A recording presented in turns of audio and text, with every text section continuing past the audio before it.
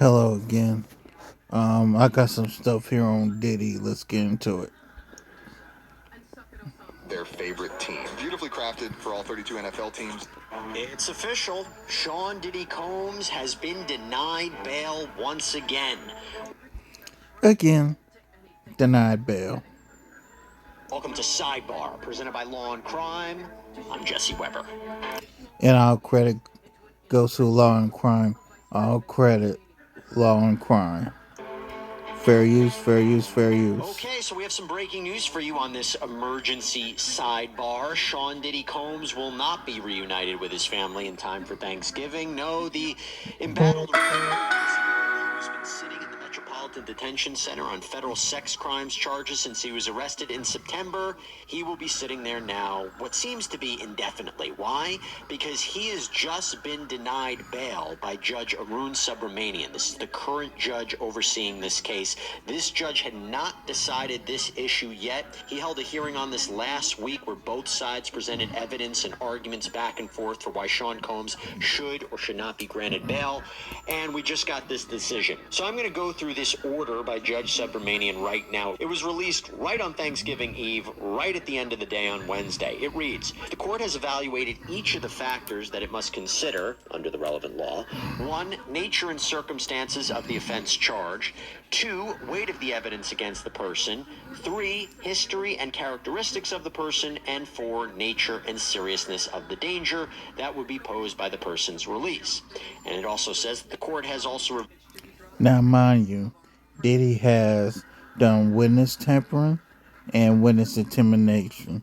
Keep that in mind. The information submitted by Combs and the government across all 3 bail hearings in this case. As you remember, Sean Combs was denied bail both by a magistrate judge and a district court judge. Judge Subramanian writes, the court finds that the government has shown by clear and convincing evidence, so that's the standard, that no condition or combination of conditions will reasonably assure the safety of the community.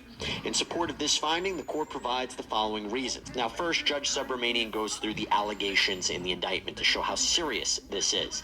And it reads, the indictment charges Combs with serious and violent crimes. And by the way, we remember he's charged with racketeering conspiracy, sex trafficking, and transportation to engage in prostitution. Subramanian writes, it alleges that for decades, Combs abused, threatened, and coerced women and others around him to fulfill his sexual desires, protect his reputation, and conceal his conduct. To do so, Combs relied on the employees, resources, and influence of the multifaceted business And he did.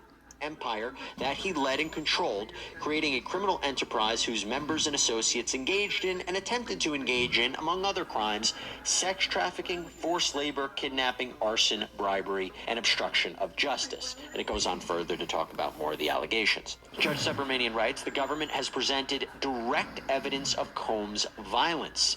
And what he cites is the 2016 videotape where Sean Combs is purportedly beating his ex-girlfriend Cassandra Ventura in a hotel hallway. This was published by CNN several months ago. This has been a big piece of evidence in this case. We've talked about it extensively. And remember, Cassandra Ventura is the one who initially filed that lawsuit against Sean Combs back in November of 2023, got the ball rolling with all the other lawsuits and also all the criminal charges. But he not only cites the 2016 video to show his propensity for violence, but text messages between Combs and victim 1. Now, we believe victim 1 to be Cassandra Ventura.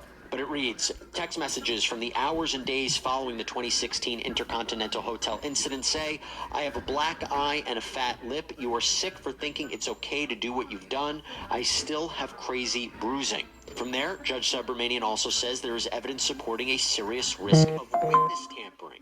For example, Combs initiated and had unexplained communications with witness 1, who was subpoenaed to testify before the grand jury in June 2024, and in fact testified on July 25th, 2024. Combs was represented by counsel during this time, and they have offered an explanation for some of these communications, but they could not explain them all. For instance, Combs' efforts to call and text witness 1 even after his grand jury testimony, or Combs deleted texts with this witness. That's bad, right? The idea of reaching out to a witness maybe before you knew they were a grand jury witness, that could be a problem. But really, after their grand jury testimony, that's a problem. From there, Judge Subramanian says there is evidence that Combs violated Bureau of Prisons regulations during his pretrial detention to obscure his communications with third parties. We talked about this a lot, how Sean Combs was using other inmates' PAC numbers to make calls, was using a private messaging service to reach out to people, was also engaging in three-way phone calls. The allegation was he was not only breaking the rules, but he was also doing it to reach out to potential witnesses in the case, maybe to try to influence potential jurors through a social media campaign. Now, this is interesting because Judge Subramanian writes the court makes no determination that the content of Combs' communications through these channels was improper. That's interesting. And this is something that he talked about in the hearing about, is it really bad he's posting things or having people post things for him on social media? So he's saying, we're not really going to focus on the content of the communications, but, and this is something that we talked about in our prior sidebar, it was just the flouting of the rules that was the problem. He writes, however, his willingness to skirt BOP rules in a way that would make it more difficult for his communications to be monitored is strong evidence that the court cannot be reasonably assured as to the sufficiency of any conditions of release, especially given that they occurred when Combs was seeking bail and when he knew the government's concerns about witness tampering and obstruction were front and center. Yeah, really bad that he's doing this when he's already accused of obstruction and he's under the government's eye.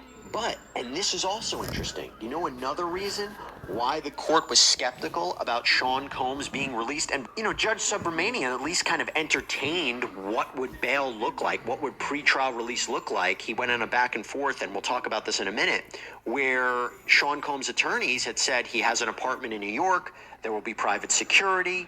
Well, here's what the court says. The court doubts the sufficiency of any conditions that place trust in Combs and individuals in his employ, No, like I a wouldn't private trust security Diddy. detail, to follow those There ain't no way I conditions. would So, trust wow. So Diddy. it really seems swayed by the prosecution's argument that his private security team could probably be susceptible to manipulation. Now, Very this much part so. is fascinating. There was a back and forth at the beginning of the hearing, and we're going to get into it in a little bit, where Judge Subramanian was asking Sean Combs' lawyers about a discrepancy. You might recall that there were materials that were photographed from Sean Combs' jail cell.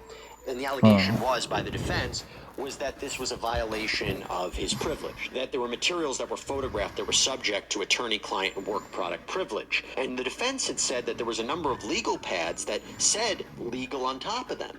And there was a discrepancy where the judge brought it up about whether these pads actually said legal.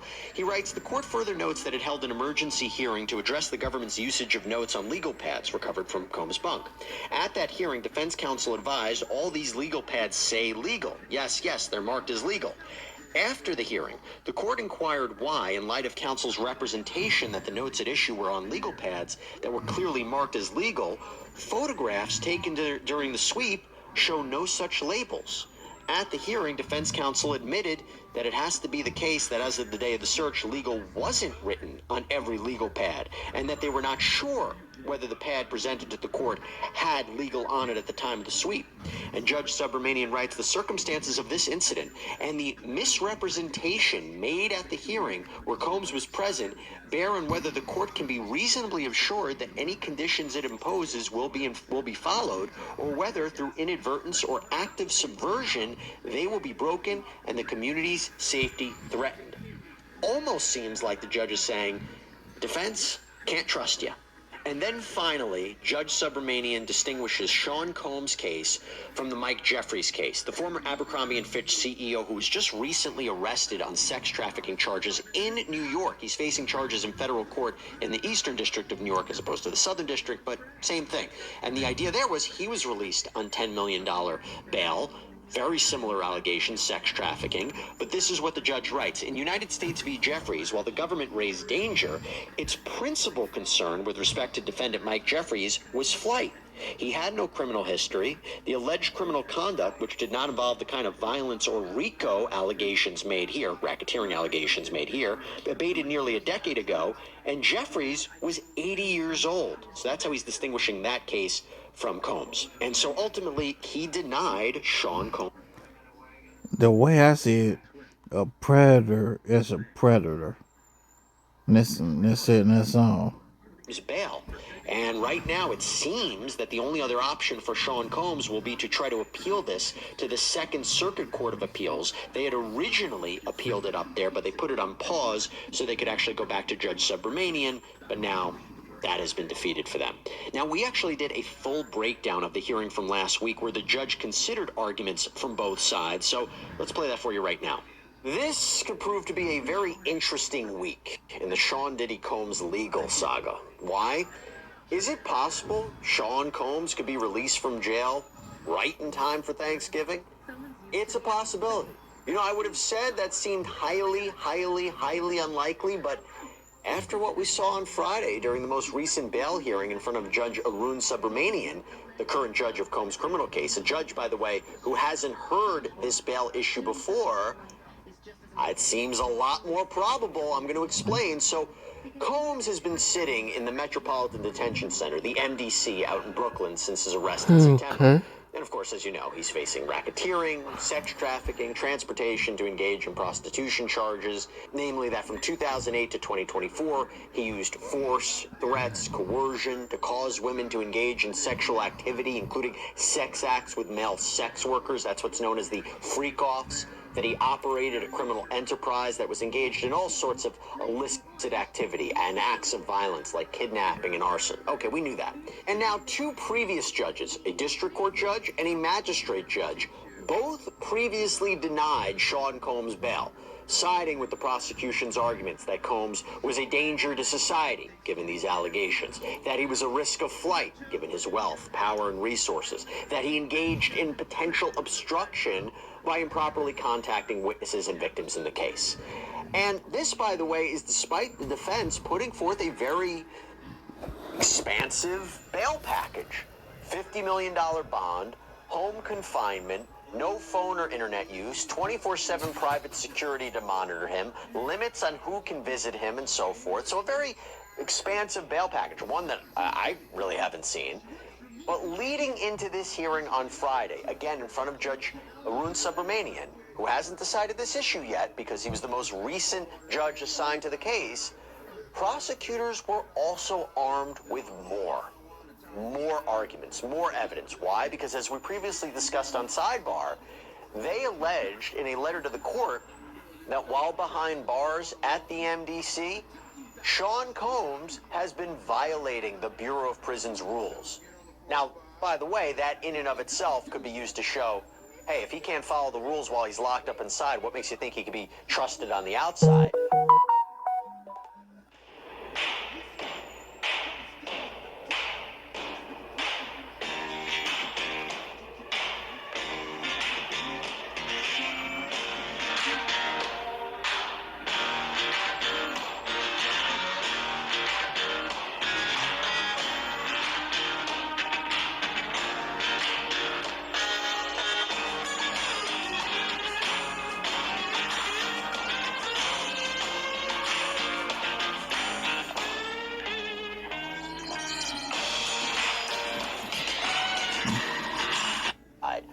But putting that to the side, not only that, prosecutors say he has been engaging in unauthorized communications, such as three-way phone calls on a monitored phone, using other inmates' phone access codes to make phone calls, and using a third-party text messaging provider. And they alleged he was doing all of this to instruct... This dude is in jail and showing his behind. Third parties to reach out to witnesses and even try to influence a potential jury pool. And by the way, influencing a potential jury pool, that's with respect to the allegation that he orchestrated a social media campaign around his birthday. You might remember this. His family released a video of that. Yeah, we saw it. Wishes while he's on the phone, he's on the other line, he's locked up, but you hear him on the other line. They're all happy, everybody's happy. And prosecutors say the aim for that was to influence potential jurors. They have evidence to say that was his intent, that he might have said something. We'll get to that. Now, there are many, many other items for both the prosecution and defense regarding this bail issue, but the best way to go through all of this is to actually go through what was said during that hearing. Ah, A New crap. Mexico prosecutor is still fighting to nail actor Alec Baldwin for manslaughter, this after a... My bad, y'all. And they alleged he was doing all of this to instruct third party My bad, y'all. We're gonna do that Alec Baldwin one right after this. My bad. to reach out to witnesses and even try to influence a potential jury pool.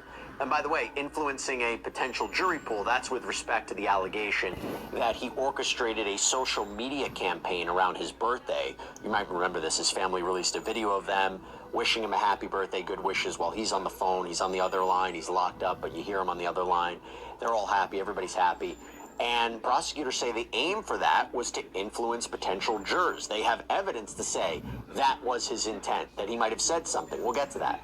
Now, there are many, many other items for both the prosecution and defense regarding this bail issue, but the best way to go through all of this is to actually go through what was said during that hearing. Now, something I have to mention about going over this hearing, there are no cameras in the courtroom, so we couldn't see this for ourselves. In fact, there's limited electronic devices that are allowed as well. So we're basing this off of reporting from those in the courtroom about what happened. Now, the first issue that came up at this hearing on Friday wasn't even about bail, but it's about what happened a few days earlier. You see, the defense had accused the prosecution of improperly taking photographs of potentially attorney-client and work product privilege material in Sean Combs' detention unit. This was after there was a sweep for contraband at the MDC. I should say the defense claims this was actually a targeted operation at Sean Combs. The prosecutors have denied this. They've said that they didn't even take part in the search, but there was this sweep, and an investigator from the Bureau of Prisons apparently took photos of these notepads and these notepad pages from Sean Combs' unit. In the end, Judge Subramanian, after there was a hearing held, said the prosecution has to destroy 19 copies of pages of those photos, that they couldn't use evidence obtained from those photos in their bail argument. And one of the things that they wanted to say was that Combs was improperly reaching out to one witness in particular that would be shown by one of these photograph pages. And Judge Subramanian said that he would have to resolve at a later date if there was in fact a privilege violation. And if there was a violation, I'm not even sure what that remedy would be. Sean Combs' defense counsel has asked for the indictment to be tossed out, has asked for the prosecution's team from the Southern District of New York to be recused. We shall see. Now, as we're sorting through these legal arguments, it just shows you how important having a great lawyer is, right? So how can I say that without talking about our incredible sponsor, Morgan & Morgan? This is America's largest injury law firm, our proud sponsor. And here's the deal. If you're injured, you got to know what your legal rights are. After selling over 3 million of their previous everyday earbuds, Raycon has upped the ante and redesigned the whole thing. And these are fantastic.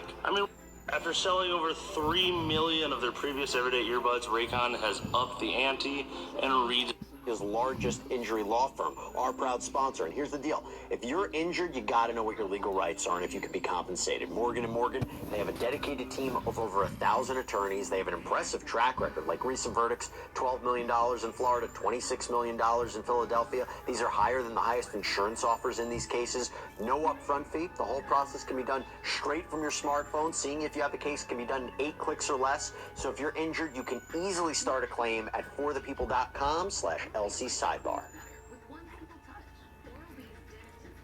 But back to the hearing on Friday, Judge Subramanian, he had an issue with the defense. This is how it started off. All right. You see, the defense had argued that Sean Combs' legal pads clearly had the word legal handwritten on the top of the binders, to indicate that this is privileged. Don't search through this.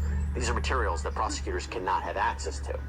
Okay, I Judge get it now. Subramanian said, the legal pad that defense counsel gave to this court, an intact legal pad with legal written on the binding, but when you look at the photos of 2 of the intact legal pads that were taken at the time of the sweep at the MDC, there's no writing on the pad, there's no legal. So why is that? He wants to know why, meaning, was legal only written on that pad after the fact? That wouldn't look so good for Sean Combs or his lawyers. And during the hearing, one of Combs' lawyers, Mark Agnifilo, said he wasn't sure when legal was written on the pads, and he did concede that during the sweep, not all the pads said legal. Judge Subramanian reportedly asked if the pad you handed up to me, did it say legal on it on November 1st, meaning when the sweep happened? To which Agnifilo reportedly replied, I'm not sure. And that led the judge to warn the defense that moving forward, make sure all of your representations to the court are true. Not a great way to start, but that's how it started. And from there, we get into the bail analysis. And the main concern from prosecutors when talking about bail is they don't trust Sean Combs to follow the conditions of pretrial release. Nope. And they I wouldn't highlight, as I trust mentioned him. before, the allegations of what he was doing in the MDC. Now, Judge Subramanian pressed Assistant United States Attorney Christy Slavic, well, what do you say that you might not trust him, but trust his 24/7 private security that would monitor him on home confinement? Her response? This security team? She claims one of them is a co-conspirator of Sean Combs, that this person's phone was taken away. The other is a defense investigator in this case, and she alleged that that investigator has been contacting witnesses. In other words, this 24/7 private security team works for Sean Combs. Now, Agnifilo responded that later in the hearing, suggesting that they are proposing an independent security team, and he also highlighted that Sean Combs would be living in significantly more restrictive conditions on home confinement than in the MDC. Judge Subramanian asked Prosecutor Slavic, you cite his wealth as an issue for pretrial release, so can he use it? That's a key point. That was made by both sides. You see, the prosecutor said it's because he has the wealth, the power, the resources to do what he wants on the outside and flout the rules that he shouldn't be granted bail, whereas the defense has said, okay, we have to create such an expensive and expansive bail package to mitigate those perceived dangers because of his wealth. Slavic reportedly responded that they are seeking continued detention not because of his wealth, but because of his dangerousness, his risk of flight, his obstruction. So Subramanian asked her to explain the obstruction argument further. And while she highlighted what I had mentioned before, he did ask her whether running a PR campaign from behind bars is obstruction, like the birthday message campaign. Now, according to Prosecutor Slavic, Combs allegedly said he wanted to reach the jurors and said something along the lines of, presumably on a recorded phone call while in the MDC, something along the lines of, I need only one.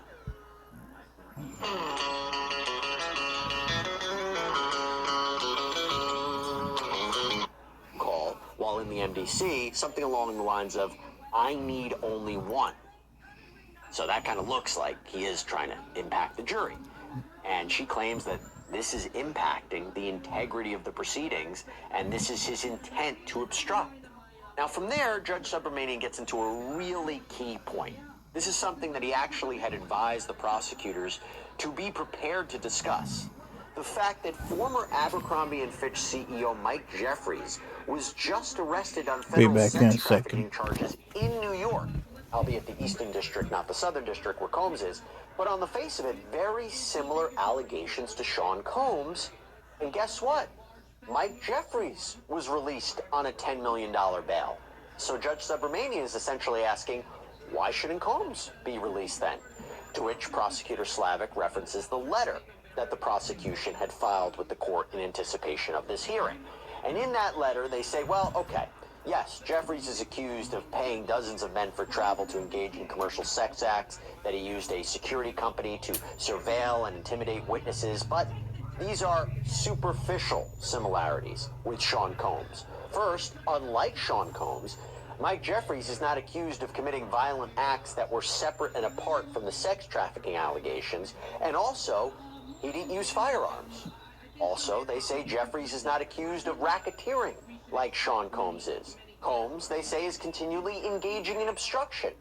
Jeffries' allegations of obstruction ended in 2015. Also, Mike Jeffries is 80 years old. Sean Combs is 55. Two different dangers. Now, interestingly, Sean Combs' other lawyer, Alexandra Shapiro, she jumped in at one point during the hearing, and she actually argued to Judge Subramanian that the Jeffries case is actually worse than Sean Combs' case. Why? Because there, prosecutors are alleging an international sex trafficking business, and that the victims were raped and sodomized. And she also said, Combs, guess what? He's not that young either. Now, moving on from that point, I thought that was an interesting back and forth.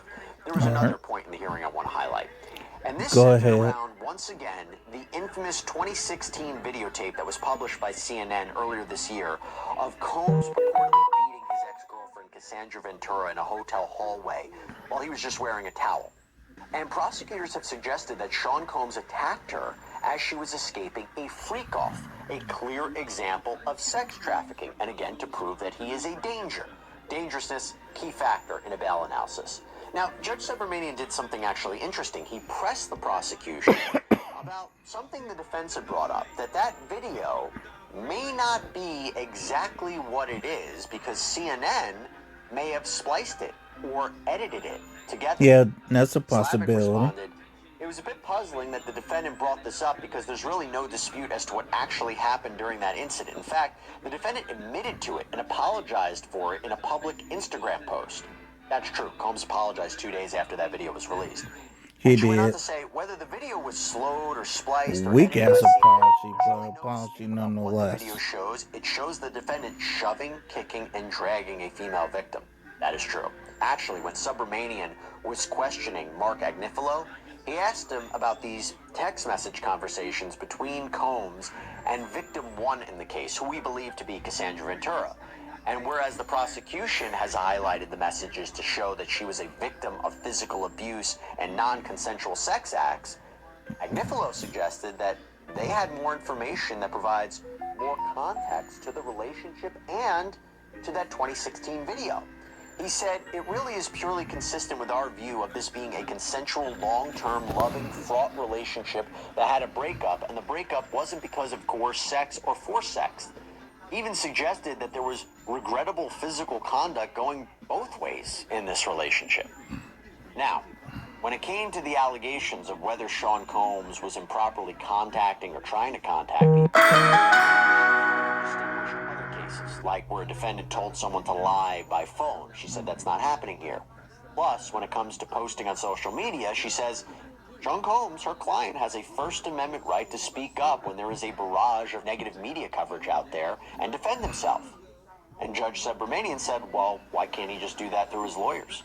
In other words, why does he have to go through these other third parties to do that? Now, Shapiro reportedly responded, well, we're happy to do that, but we're lawyers. It's not really what we do. Subramanian also pressed her on the communications regarding victims or witnesses, and she denied that this was evidence of obstruction, and she assured the judge that Sean Combs will listen to his lawyers. If they tell him not to do something, he won't do it. The problem, as re-emphasized by Prosecutor Slavic, is she says he has reached out to a witness, an alleged participant in multiple freak-offs, and he allegedly ignored his lawyers when they told him not to do the social media campaign around his birthday, but he wanted to do it anyway. And also, even if it is common, as the defense suggests, for inmates to share their codes to make phone calls, the Bureau of Prisons handbook prohibits this. The main idea, he doesn't follow the rules on the inside, he Yep. can't be expected to follow the rules on the outside. Now, this moves into arguably the most interesting and pivotal moment in this hearing. This is when the judge inquired as to where home confinement would exactly be. Now, Mark Agnifilo indicated that it would be in Miami. Jingle bell, jingle bell rock. Jingle bells swing and jingle bells ring. Exactly be. Now, Mark Agnifilo indicated that it would be in Miami, that there would be a dock but no boat, and the judge heard that and said, that's not going to work. No. We're in New York. Where Hell would he no. stay? So, Agnifilo responded that there is an apartment in the Upper East Side, 3 bedrooms. There would be 2 security guards in the apartment, 1 downstairs. No access to phone or internet except calls with his lawyers, and Combs would avoid all contact with anyone who would be a witness in this case. And I have to tell you, this could be a sign that Judge Subramanian is entertaining the idea of pretrial release and home confinement. I will say, though, Judge Subramanian also heard from pretrial services.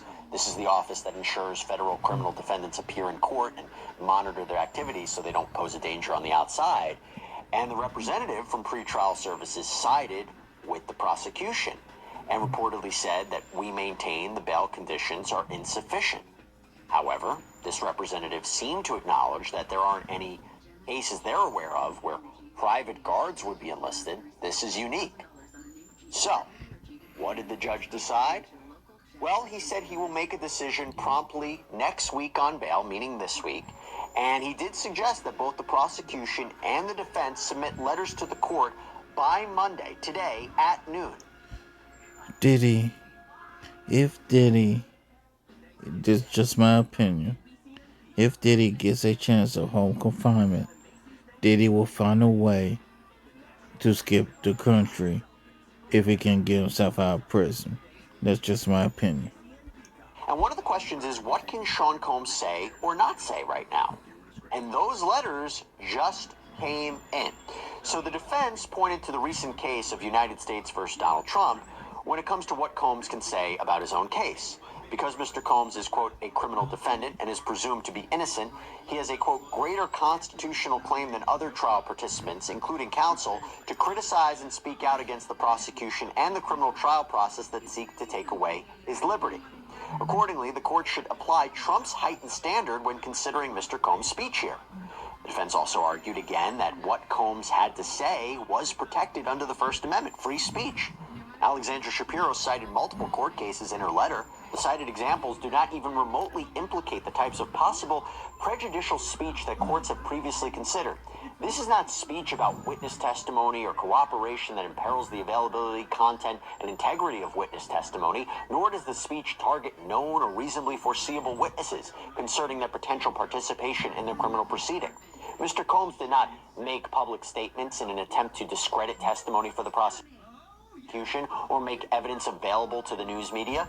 The speech does not concern any attempt to publish court-ordered discovery, and this is not a case where the party's expression was itself obstructive. The government is essentially arguing for a standard in which the entire press community and civil plaintiffs and the government itself can wage war against Mr. Combs' reputation, but Mr. Combs can't even try to influence public opinion himself in response. That is simply not the law. And clearly she's referencing the multitude of lawsuits that he's facing. Now, the defense says that none of the examples the prosecution gave hold water, and they should not be used as reasons to keep Sean Combs behind bars. So what did the prosecution have to say about the bail hearing on Friday? Well, they got straight to the point on page 1 of their letter. The defendant's history of obstructive conduct is part and parcel to his decades-long pattern of violence, which must be considered along with his obstructive conduct to fully assess his dangerousness under the Bail Reform Act. A holistic view of his obstructive and violent conduct that is still happening presently, makes clear that there is no way to rebut the applicable presumption of detention in this case. The bail package presented by the defendant does not come close to ensuring the safety of the community, including from the defendant's ongoing efforts to obstruct this case, nor does it adequately protect from risk of flight. For all of these reasons, the defendant's renewed application for bail must be denied.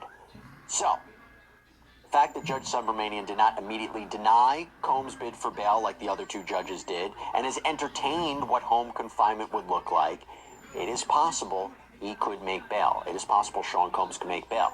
Now, to be clear, should he violate any conditions if he's actually released, he will go straight back to the MDC, and probably, absent some extraordinary circumstance, he will never get another chance at bail again.